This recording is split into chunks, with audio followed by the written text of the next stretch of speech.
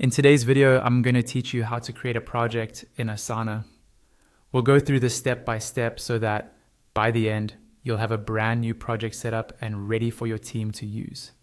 First, make sure you're logged into your Asana account and you're on your main dashboard.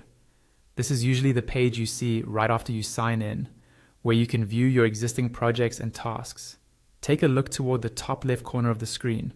You should see a button labeled Create with a plus sign. Go ahead and click that. A drop-down menu will appear. From that menu, choose Project. As soon as you click it, the page will reload and take you into the project creation flow. Now you'll see three options for how you want to create this project. In the top right area, you can choose to create with AI, import, or start with a blank project. For this walkthrough, we'll keep things simple and choose blank project. Click that option and the page will reload again.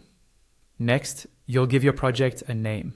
Try to choose something clear and descriptive so that anyone on your team can instantly understand what the project is about. Type your project name into the field provided. Just below, you'll see settings for project privacy. Here, you can decide who should have access to this project.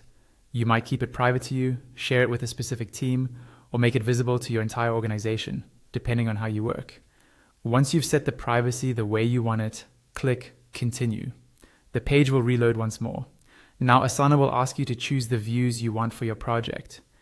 Views are different ways of looking at your tasks, such as a list view, a board with columns, a calendar, or other formats.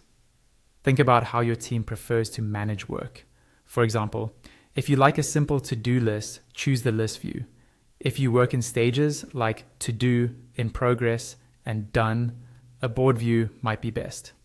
Select the views that make sense for your workflow, and when you're happy with your choices, click Create Project. Give Asana a moment to reload. Once it's done, you'll be taken directly into your newly created project, ready for you to start adding tasks, assigning owners, and setting due dates.